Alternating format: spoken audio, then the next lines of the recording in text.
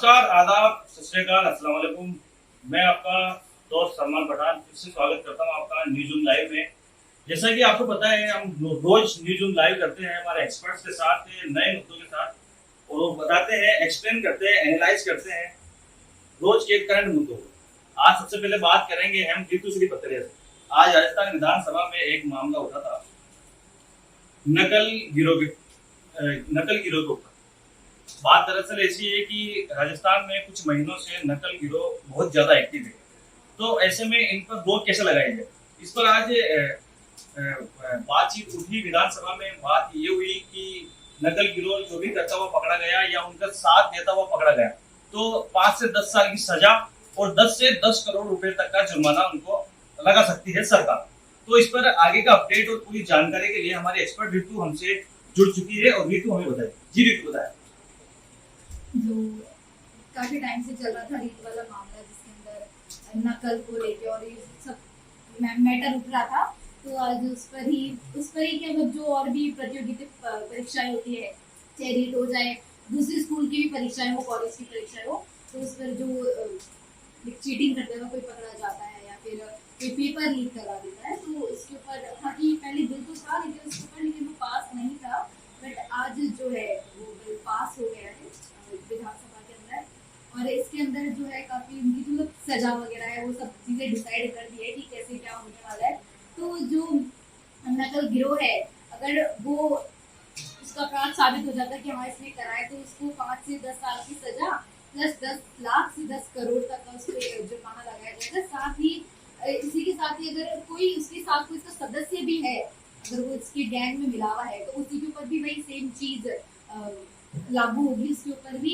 और साथ ही जो इसकी प्रॉपर्टी वगैरह है, पेपर लीक, नकल पेपर वगैरह लीक करवाया है किसी ने जो दोषी है, तो उसकी जो प्रॉपर्टी वगैरह है वो भी जब्त करनी जाएगी। साथ ही परीक्षार्थी अगर नकल गिरोह का सदस्य है तो उसका भी सेम चीज प्रोसेस होगा, मतलब जो 5 से 10 साल की सजा और 10 से 10 करोड़ तक का जुर्माना जैसा आप करोगे उस हिसाब से आपको जुर्माना भरना पड़ेगा। ये चीज इस तरह का जो बिल है वो एक्ट पास हुआ है विधानसभा के अंदर। इसके अंदर काफी बहस वगैरह भी हुई थी। जो बीजेपी है वो तो ऑफकोर्स की बात है, वो बोलेंगे, कांग्रेस की सरकार है, तो उसके अंदर ये सब करके आज वो बिल पास हुआ। जैसा कि हमें ऋतु ने बताया कि नकल गिरोह अगर पकड़ा जाता है, नकल करता हुआ या पेपर लीक करता हुआ, तो उनकी प्रॉपर्टी पूरी उनसे ले ली जाएगी, कुर्क कर दी जाएगी। तो नकल गिरोह समझ जाओ, वक्त है, सुधर जाओ, वरना सड़क चाप बन जाओ। अब बात करते हैं हम हमारे एक्सपर्ट मोनिका से। मोनिका हमें बताएगी हिजाब विवाद उठा था। हिजाब विवाद उठने के बाद हाईकोर्ट तक गया था। हाईकोर्ट का फैसला आया था कि स्कूल कॉलेजों के अंदर हिजाब बैन कर दिया गया है, हिजाब नहीं पहन सकते हैं। तो वहाँ के मुसलमानों ने कर्नाटक बंद करने का ऐलान लगाया था एक दिन के लिए, मार्केट बंद करने का। तो वहाँ के जो बाजार के जो अध्यक्ष उन्होंने कहा था कि बाजार बंद नहीं होगा। फिर भी मोमडन्स जो मुस्लिम की जितने मुसलमान हैं उनकी दुकानें थी, उन्होंने मार्केट बंद किया। इस पर एक विवाद खड़ा हुआ और हाईकोर्ट तक पहुंच गया। तो इस पर पूरी जानकारी देगी हमारे एक्सपर्ट मोनिका। जी मोनिका बताए। अभी मामला आ रहा है, पुराना हो गया, लेकिन अभी क्या है, बैनर लगाए गए हैं कि मुस्लिम संगठन की जो दुकानें वहाँ पे लगती है वो बंद कर दी जाए, मतलब नहीं वहाँ पे स्टॉल नहीं लगेंगे। मुस्लिम संगठन की जो दुकानें लगती है, मुस्लिम लोग जो दुकानें लगाते हैं वहाँ पे वो नहीं लगाएं, क्योंकि मामला वही है हिजाब विवाद को लेकर। वहाँ पे जब एक दिन के लिए बंद करने के लिए ऐलान किया था मुस्लिम संगठन ने, तब वहाँ के जो अध्यक्ष है उस मंदिर के आसपास जो एरिया है बाजार का, उसका जो अध्यक्ष है उसने मना किया था कि बाजार बंद नहीं होगा। लेकिन फिर भी उसके बावजूद भी मुस्लिम संगठन जो था, मुस्लिम की जो दुकानें थी, स्टॉल लगाते हैं, वो वहाँ पे उन्होंने अपनी दुकानें बंद रखी। तो वही मामला है पूरा, और यही मामला जो है कि अब तूल पकड़ रहा है और हाईकोर्ट तक पहुंच गया है। तो अभी इसका प्रशासन का कुछ कहना है कि ये पूरा किस तरह से एक मामला तुम पकड़ा है, या फिर उस पर कोई विवाद, कोई लड़ाई झगड़ा ऐसा कोई ना कुछ हुआ है? नहीं, ऐसा कुछ भी नहीं है, लेकिन विवाद तो अब मुस्लिम और हिंदू में जो बीच में खाई पैदा कर दी गई है इतने टाइम से। अब केंद्र सरकार को इसका जिम्मेदार मान सकते हैं, क्योंकि लोगों को भी इसका जिम्मेदार मान सकते हैं, क्योंकि हिंदू मुस्लिम जो है उसमें एक खाई पैदा हो गई है अभी बहुत। मतलब हिंदू मुस्लिम अब अलग अलग मतलब एक अलग अलग अपने आप को मानने लगे हैं, जबकि भाई भाई की तरह रहते थे। तो विवाद तो होना ही है, लेकिन फिर भी शांत करने के लिए हाई कोर्ट में गया है और शांत होगा, देखते हैं। अब बात करते हैं ऐसे पत्रकार की, ऐसे फोटो जर्नलिस्ट। चलो आज हम बात करेंगे पत्रकारिता की। हम ऐसे फोटो जर्नलिस्ट की बात करेंगे जिसका नाम है दानिश सिद्दीकी।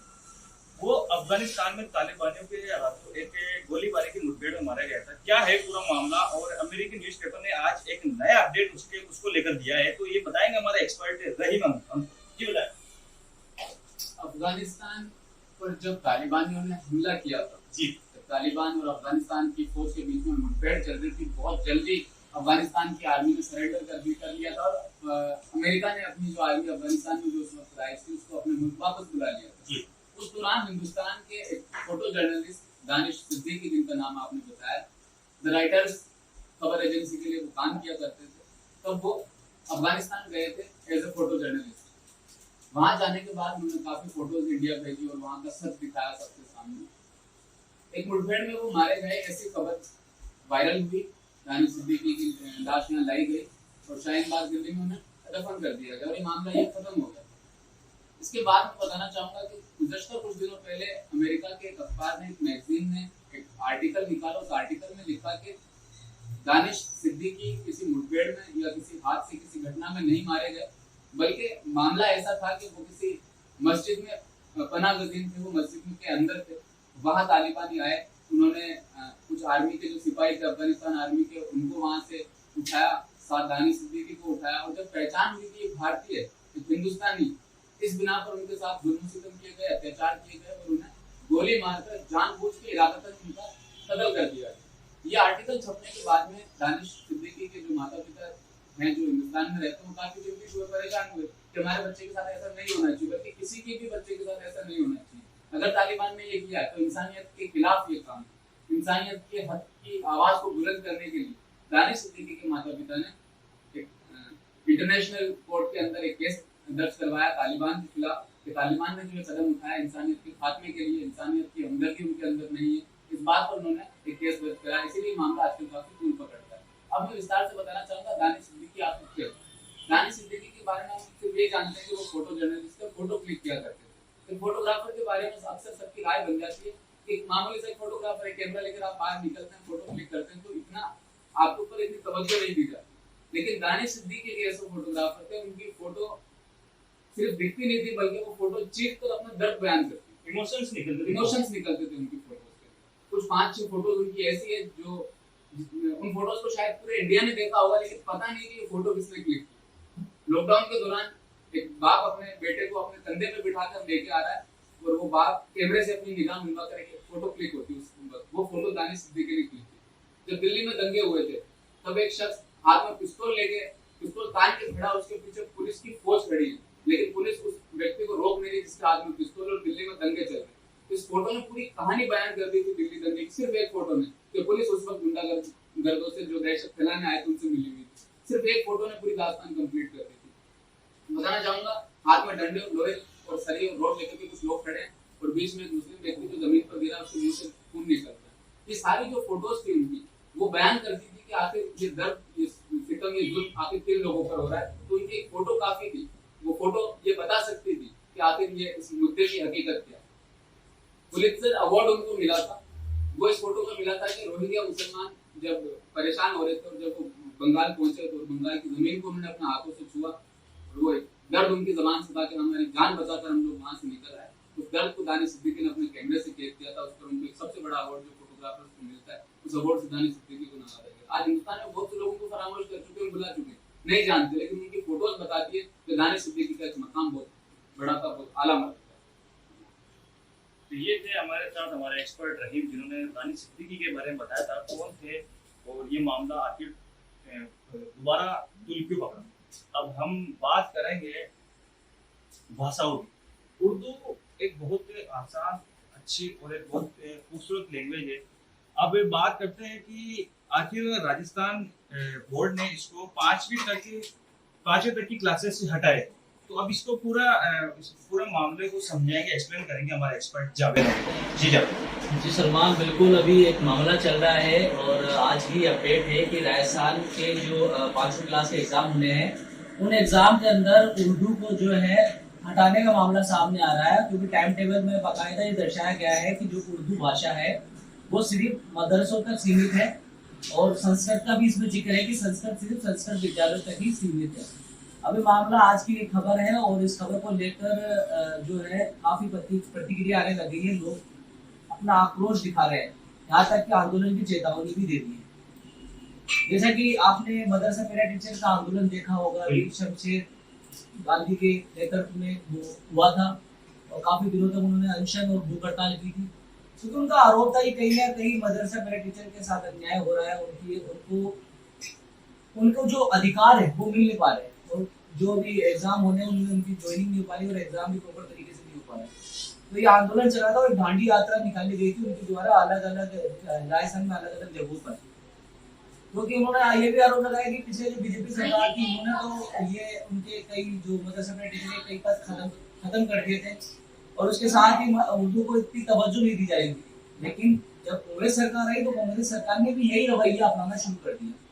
आंदोलन भी चला, आंदोलन में अशोक गहलोत साहब से उम्मीदें भी, उसके बाद उन्हें जो है सांत्वना भी दी गई कि भाई आगे जाके आपके लिए बेहतर मुस्तकबिल किया जाएगा। लेकिन जिस तरीके से आज का जो अपडेट है कि 5वीं क्लास 1 से लेकर 5वीं क्लास तक अब आप उर्दू नहीं पढ़ सकते, तो ऐसे में सबसे बड़ा सवाल ये उठता है कि जो लोग काफी सालों से जो उर्दू लिटरेचर की तैयारी कर रहे हैं उनका क्या होगा, क्योंकि अगर आप उर्दू खत्म कर दोगे धीरे धीरे, उनको मदरसों तक ही सीमित कर दोगे, तो जो लोग इतनी मेहनत से उन्होंने तैयारियां की है और लेक्चरर बने हैं उर्दू के अंदर, तो उनका क्या होगा, उनका भविष्य कहाँ जाएगा। तो ऐसे में अब आंदोलन की चेतावनी भी कई मुस्लिम संगठनों ने दे दी है और शमशेर गांधी का बयान भी आया है कि क्योंकि अब जाते उर्दू आंदोलन के लिए जाने जाते राजस्थान के अंदर, लेकिन सरकार को एक बार इस फैसले को रिव्यू करना चाहिए और यही चीज मुस्लिम महासभा ने भी कही है कि सरकार ने जो ये गलती की उसको एक बार देखे क्या वाकई उनका ये फैसला सही है। इससे क्योंकि अगर देखिए 5वीं क्लास तक उन्होंने उर्दू हटा दी है, तो कहीं ना कहीं जो 4th लेवल के जो टीचर है उनका क्या होगा 1 से 5 तक, और दूसरा बच्चों को अगर दीनी तालीम नहीं मिलेगी, और यहाँ संस्कृत के अंदर भी यही बात आती है कि जो बच्चा जाता है वो अपने जो पेरेंट्स आते हैं वो बच्चों को सब्जेक्ट दिलाते हैं ताकि वो थोड़ा बहुत अपने दीन के बारे में मालूमात हासिल करे, क्योंकि 1 से 5वीं क्लास तक बच्चा उर्दू लेता है या संस्कृत लेता है, उसके बाद वो जब 5वीं क्लास तक इसको पढ़ता है उसकी रुचि पे डिपेंड करता है कि वो आगे जाकर किस सब्जेक्ट को अपनी पकड़ बनाता है। लेकिन आप 1 से 5 तक दोनों ही सब्जेक्ट खत्म कर दोगे, उसके बाद जो है बच्चा जब 6th क्लास में जाएगा तो कहीं ना कहीं दूसरे सब्जेक्ट का जो प्रेशर ज्यादा होता है, ऐसे में वो ना तो संस्कृत लेगा ना उर्दू लेगा। तो 1 से 5 में जब बच्चा उर्दू या संस्कृत लेता है तो उसको अगर रुचि अच्छी बनती है तो वो आगे जाकर इन सब्जेक्ट के अंदर जो है अच्छे जो है डिग्री हासिल करता है। और इस क्योंकि ये भाषा हमारी और एक अदब की भाषा है, संस्कृत और उर्दू दोनों को बचा के चलना है क्योंकि हमारी सभ्यता है। आज बड़े बड़े जो है जो संस्कृत के अंदर जो श्लोक है, जो वेद लिखे गए हैं, अगर संस्कृत को आप इस तरह खत्म कर दोगे और उसका अगर अब ये प्रमोशन तो नहीं हुआ ना संस्कृत का, वो डिमोशन हो गया। अगर संस्कृत को खत्म कर दिया जाएगा तो संस्कृत पढ़ने वाले और उर्दू पढ़ने वाले जो बच्चे हैं वो आगे इसको सीरियस नहीं लेंगे, क्योंकि 5वीं क्लास के बाद दूसरे सब्जेक्ट का प्रेशर ज्यादा जाता है, मैथ साइंस, ऐसे में उर्दू और संस्कृत को तवज्जो नहीं देगा तो आगे चल के जो इनके एक्सपर्ट हमें कहाँ से मिलेंगे। ये भविष्य को भी जरा सोचे, क्योंकि आज जो इतनी बड़ी बड़ी सभ्यताएं निकल रही है खुदाई में, तो वो कहीं ना कहीं संस्कृत और उर्दू से पर डिपेंड है।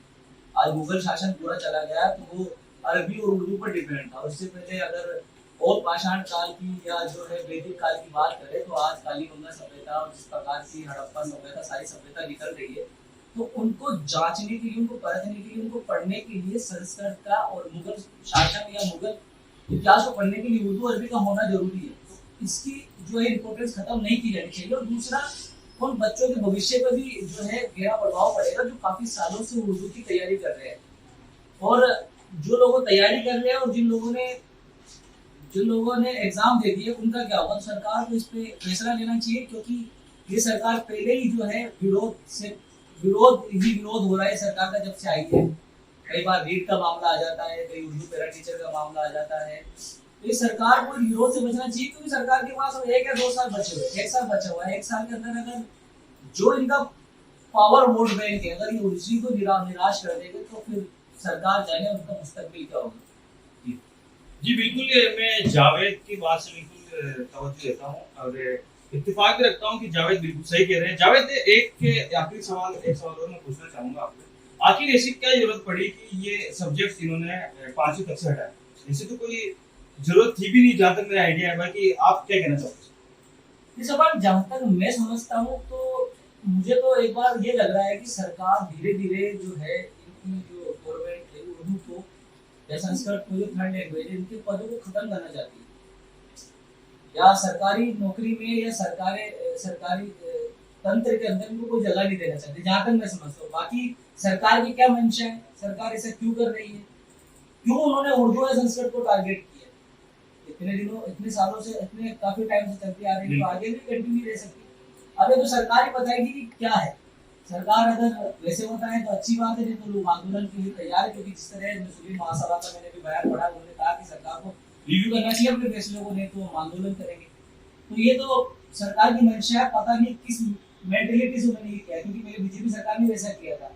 और इस जानते ही सरकार जो एक तबका होता है, संख्यक तबका, वो किसी न किसी पार्टी को वोट देता है और वो पार्टी उसके साथ ऐसा कर देती है, तो कहा जाएगा तीसरा ऑप्शन वैसे खुला हुआ राजस्थान के लिए।